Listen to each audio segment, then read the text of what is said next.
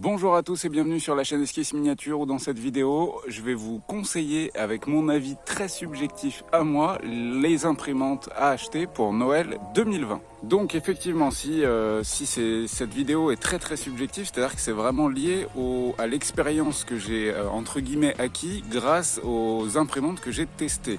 Il y a plein d'autres marques d'imprimantes, plein d'autres imprimantes.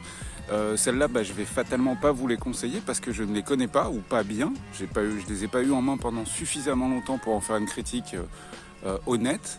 Donc je vais vous parler de celles que je connais très bien et que j'utilise quotidiennement. Pour ceux qui ne me connaissent pas, sachez que moi je fais surtout de la miniature, que ce soit des figurines, des décors, des véhicules, ce genre de choses. Mais n'oubliez pas un point extrêmement important, les imprimantes 3D peuvent servir à des tas d'autres choses, vraiment beaucoup d'autres choses. Moi je m'en sers aussi au quotidien pour faire des petits objets de la maison qui vont me servir pour tout et rien, que ce soit de la déco ou des objets utiles. Avant de commencer les reviews des imprimantes que je vous conseille, j'aimerais juste faire un point sur la Ender 3, donc une imprimante à dépôt de filament, une imprimante FDM. La Ender 3, celle qui était l'imprimante ultime entre guillemets il y a un an de ça, parce que les choses vont très vite. La Ender 3, la V1 est très difficilement trouvable et la V2 a un prix relativement élevé aujourd'hui. C'est vrai que j'ai tendance à toujours la conseiller puisque ça reste une très bonne machine, mais au vu de son prix aujourd'hui et de la V2, on peut trouver mieux ailleurs. Donc si vous voulez malgré tout rester sur la Ender 3, très bien, ça reste une très bonne machine, elle est fiable, on trouve les pièces facilement, elle imprime très bien, on peut même la modder pour en faire une très bonne machine, donc ça reste toujours une très bonne machine. Mais je ne vais pas la mettre dans les imprimantes que je vous conseille de Noël 2020, parce que pour le même budget, je pense qu'aujourd'hui il y a un petit peu mieux. Et enfin, un autre point que j'aborde, c'est concernant imprimante à dépôt de filament ou imprimante résine. Je ne vais pas revenir sur ce point parce que j'en ai déjà parlé dans une vidéo, le lien je vais vous le mettre quelque part par là, sur comment choisir entre filaire ou à résine. Mais globalement, j'aurais tendance à vous dire imprimante à dépôt de filament, plastique, ça peut servir à plein d'autres choses que la miniature. Ça peut servir aussi à la miniature, surtout pour des décors, un peu moins pour des figurines, parce qu'on n'aura pas la qualité du commerce pour les figurines. Par contre, pour les décors et pour tous les objets aussi du quotidien, c'est vraiment un outil formidable. Et les imprimantes résine, on est limité par le volume, bien que ça tende à changer un petit peu en ce moment. On est un peu plus limité par le volume. La résine coûte également plus cher, mais on a une qualité de finition qui est irréprochable. Donc commençons cette petite review, on va commencer par les imprimantes à dépôt de filament, donc les imprimantes qui impriment en plastique, en PLA. Elles peuvent imprimer avec d'autres matières, mais l'immense majorité des prints qu'on fait, c'est avec du PLA, c'est bobine de filament. Pour les imprimantes donc FDM, celles que je vous conseille pour 2020, en fait il y en a deux différentes qui ont chacune un atout bien particulier. Je commence par la Sidewinder Artillery X1 ou Artillery Sidewinder X1. Donc ça c'est une imprimante en plus qui a priori est vendue par des Français ou en tout cas des francophones. On peut la recevoir très vite, en quelques jours on peut l'avoir chez soi. Elle est un petit peu chère puisque je crois qu'elle coûte à peu près 400 €, encore une fois les liens sont dans la description. Mais ses atouts majeurs, déjà elle fait de très beaux prints, elle a absolument rien à envier à aucune machine d'imprimante 3D, vraiment elle a le niveau moyen de partout, enfin même plutôt bon. Mais son atout majeur selon moi, déjà elle a un plateau assez grand et surtout elle est ultra silencieuse. Et ça c'est vraiment pour moi le must-have des imprimantes 3D aujourd'hui. Si on veut quelque chose de silencieux qu'on va pouvoir laisser dans le salon ou dans une pièce où on passe quand même régulièrement et qu'on ne veut pas un boucan en permanent, l'Artillery Sidewinder X1 est absolument irréprochable sur ce point. Elle se monte en 15 minutes et puis elle fait vraiment pas un bruit quoi. On entend à peine les mouvements du chariot. Elle fait juste un peu de bruit au démarrage pour chauffer le plateau, mais après elle est ultra silencieuse et rien que pour ça en fait c'est une super machine. Moi j'ai eu la chance d'en recevoir un modèle donc envoyé directement par Artillery et je vous cache pas qu'en fait celle-là maintenant elle est installée dans mon bureau Et dès que j'ai des tests à lancer d'impression, vous savez, pour mes crash tests, et ben ça me gêne pas du tout de la lancer dans mon bureau, puisqu'elle a beau être à côté de moi, je ne l'entends pas, ou très peu. Donc vraiment c'est un atout majeur si vous êtes limité en place, que vous savez pas trop où la mettre à cause du bruit, etc. Donc vraiment une très très bonne machine, Artillery Sidewinder X1. Et en plus, sur le site de Sidewinder, il y a aussi du PLA à un prix vraiment défiant toute concurrence. Le PLA se trouve être de très très bonne qualité là-bas, vous le recevez relativement vite. Et les prix, on est à moins de 20 € la bobine d'1 kg. Et encore une fois, je vous rappelle qu'avec 1 kg, on fait quand même un sacré paquet d'impressions. Donc cette imprimante va d'ailleurs avoir droit à une review très bientôt.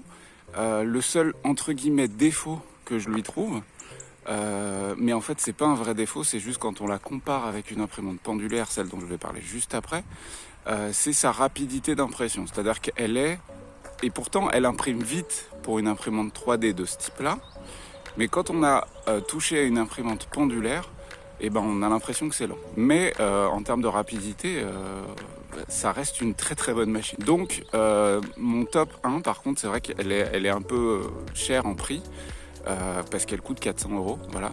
Mais encore une fois, l'atout majeur du silence de la machine, je vous jure que pour quelqu'un qui imprime beaucoup, c'est vraiment juste extraordinaire.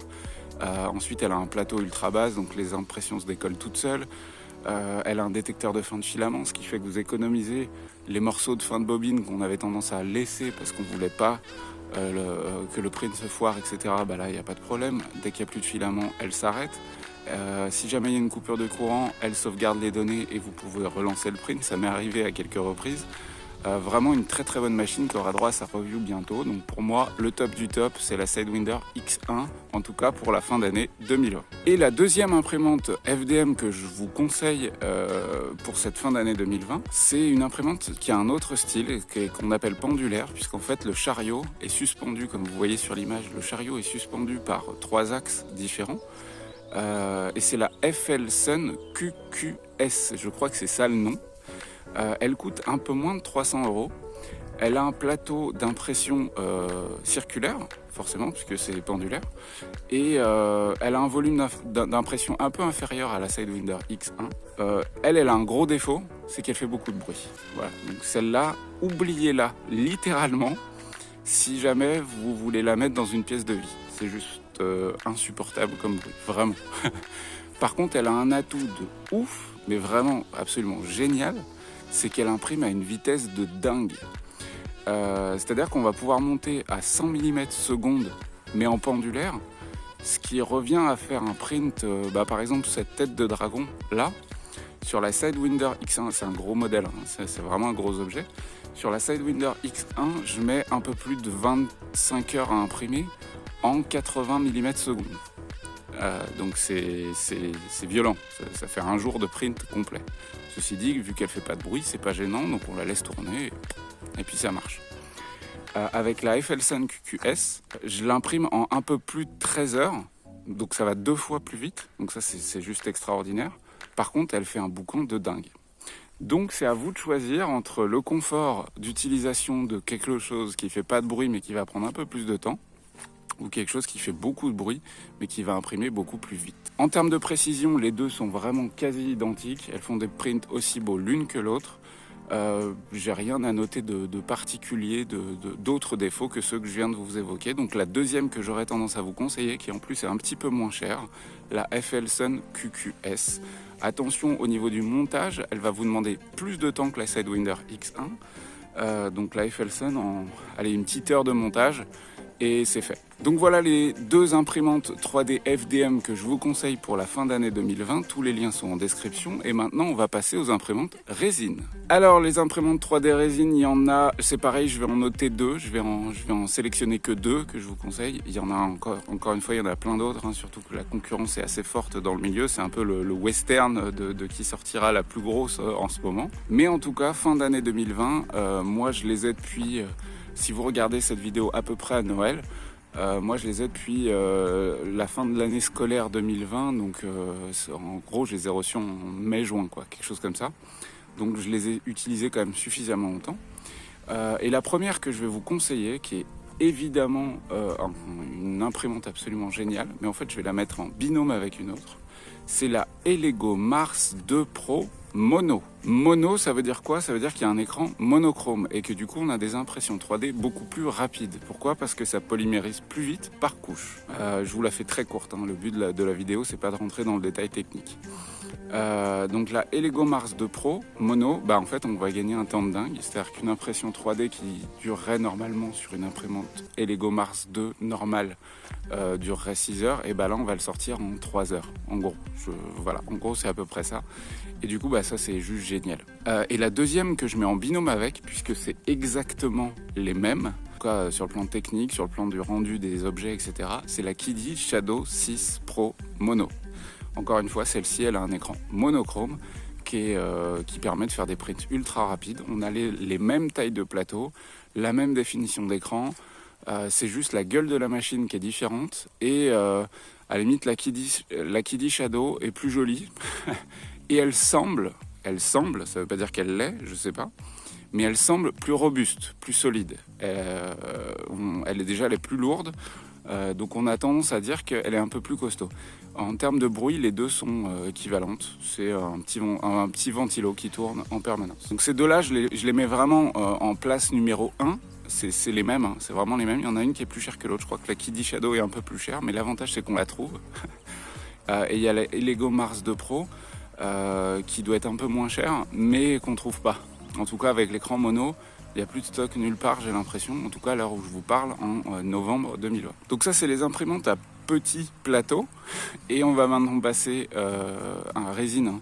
Et maintenant, on va passer aux grosses imprimantes résine. Donc là, en termes de budget, on va monter un peu. Hein. On va plutôt être dans l'ordre des 600 € à la louche. Et en fait, il y en a plusieurs qui se tirent la bourre. Mais moi, les deux que j'ai notés, c'est donc la Photon Mono X, ainsi que la Elego Saturn, qui ont donc des grands plateaux. Hein. Je vous montre en même temps ce qu'on peut sortir dessus, qui est complètement dingue. Et surtout, elles ont des écrans monochromes, mais monochrome level 10, c'est-à-dire qu'elles polymérisent les couches en 1,5 secondes, en tout cas pour la Photon Mono X. Laquelle je vous conseille entre les deux, c'est pas compliqué. Ça me semble évident que c'est la Photon Mono X, puisqu'elle est exactement au même prix que la Saturn. Mais je trouve que son écran LED est de meilleure qualité. Pourquoi? Parce qu'il polymérise en 1,5 secondes, là où avec la Saturn, je dois mettre à 3 secondes. Sinon, en termes de qualité dans l'ensemble, c'est exactement les mêmes machines. Le seul truc, c'est que j'ai vraiment le sentiment que l'écran de la mono est meilleur. Alors peut-être qu'il va lâcher plus vite, je sais pas, j'ai encore pas le retour nécessaire. Bon, ça fait 6 mois que je l'utilise de manière quand même très intensive, plusieurs prints par jour, mais j'ai pas senti de baisse particulière. Et autre point concernant la Saturn, le réglage du Z du plateau, donc pour le serrage du plateau, etc. Je le trouve un peu plus casse-gueule, un peu plus chiant à faire que sur la Photon Mono X. Elle semble un peu plus sensible, voilà, tout simplement. Donc j'aurais tendance vraiment à vous conseiller la Anycubic Photon Mono X. Donc vous avez vu qu'en ces temps difficiles, les prix ont augmenté par rapport à il y a 2 ans, puisque la Ender 3 par exemple il y a 2 ans coûtait 150 balles. Aujourd'hui une imprimante 3D à moins de 200-250 €, c'est plus difficile à trouver. Pourquoi? Déjà parce qu'elles sont de plus en plus entre guillemets performantes. Il y a de plus en plus de petits add-ons qui sont mis de manière native sur les machines. Le détecteur de fin de filament, le BL Touch, le nivelage du plateau automatique. En fait, c'est un peu comme les bagnoles. Au début, on avait des 2 chevaux qui étaient ultra simples en termes de technique. Il y a un moteur et ça chauffe et ça imprime.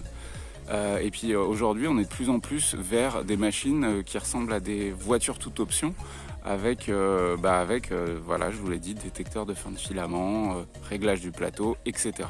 C'est ça qui explique selon moi l'évolution des prix de l'impression 3D. Je pense que maintenant, on va stagner un petit peu. Et j'aurais tendance à vous conseiller un dernier petit truc si jamais vous optez pour une imprimante 3D résine pour vous aider considérablement. Le truc, si vous avez le budget, encore une fois, hein, c'est chaud en ce moment, mais c'est de prendre le Mercury Plus ou l'équivalent, parce que je sais qu'il y a d'autres marques. Donc c'est cette station de nettoyage d'objets imprimés en résine qui, moi, personnellement, depuis 6 mois que je l'ai, m'a littéralement changé la vie. C'est-à-dire que pour nettoyer les prints, c'est juste un luxe complètement dingue. C'est-à-dire que là, vraiment, l'impression est terminée. J'ai fait une vidéo dessus, hein, je vais vous mettre le lien également. L'impression est terminée, hop, on prend le plateau, on le met dans le Mercury Plus, ça nettoie, on décolle, on polymérise. En 10 minutes après l'impression, on peut peindre. Voilà, et surtout, on ne se salit pas les mains, on n'en fout pas de partout. Donc c'est un outil qui vaut 130 balles, je crois. Mais si vous êtes un printer fou, c'est selon moi pas indispensable, mais ça commence à devenir vraiment un atout juste génial, quoi. Donc voilà, j'espère que cette vidéo vous a plu, vous a aidé à faire votre choix. Peut-être, peut-être pas. N'oubliez pas qu'il y a tous les liens dans la description pour si vous souhaitez commander ces imprimantes pour les recevoir pour Noël. Et puis moi je vous souhaite comme d'habitude bonne peinture et bon jeu et on se retrouve très vite pour des nouvelles vidéos. Ciao ciao!